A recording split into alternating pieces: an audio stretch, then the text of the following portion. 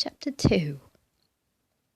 The next morning, after we had gathered for breakfast, we questioned our hostess and found that it was not an uncommon occurrence for Jesus to come as he did. And she said he often came and joined the others in their healing work. After breakfast, we found that our hostess and 2 other ladies were to accompany us to the temple that day. As we left the house, 2 men joined the party.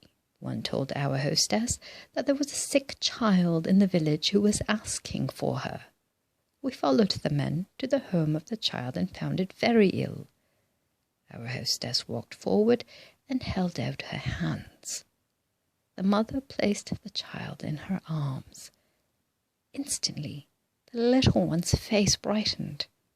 Then it snuggled up close for a moment, and in a few minutes was sound asleep.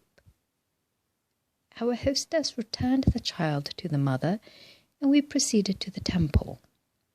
On the way there she remarked, "Oh, if these people would only see and do the work for themselves, instead of depending upon us, it would be so much better for them.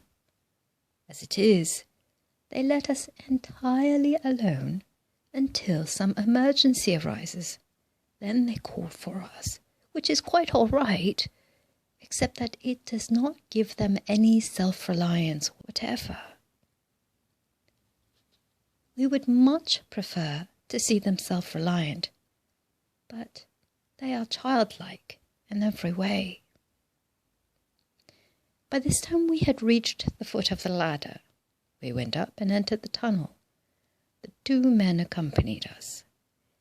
As this tunnel was through solid rock, it was natural to suppose that it would be dark. But it was lighted sufficiently to enable us to see objects for a considerable distance ahead. And the light seemed to be around us, so that there were no shadows. We had noticed this a day before, but no one had remarked about it.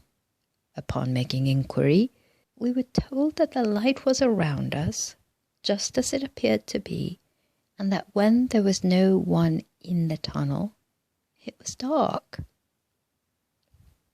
We went on through the tunnel and up the stairs to the 3rd room.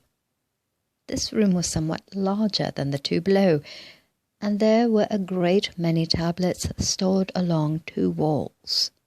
Just back of this room, we found that another large room had been excavated, and later learned that this room was also filled with similar tablets. These tablets were of a reddish dark brown colour, quite well glazed.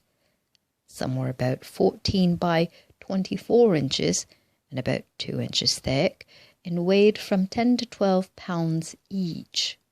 Others were much larger. We were puzzled to know how these could have been transported over the mountains.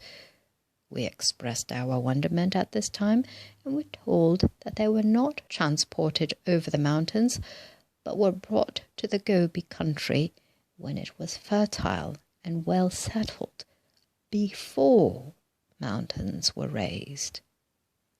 Then, long after the mountains came up, the tablets were removed to this place to guard against any possibility of their being destroyed.